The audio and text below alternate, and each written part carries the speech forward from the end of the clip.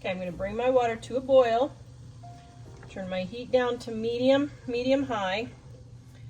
And then I'm going to swirl it. And this is the best way that I have found to poach an egg. And you just get it going swirling, and then you drop your egg right in the middle, and it keeps that swirling going.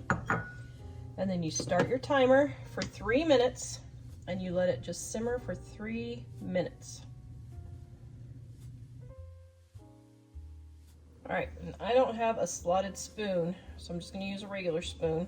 This recipe is in our Dining on a Dime Cookbook, Volume 1, on page 72, right there.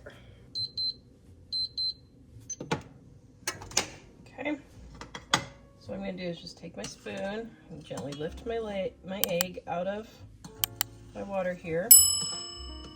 Maybe. Ooh, it's trying to jump away from me. Okay.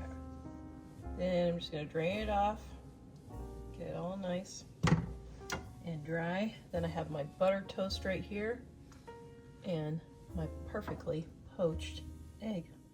Right, I'm adding a little bit of salt.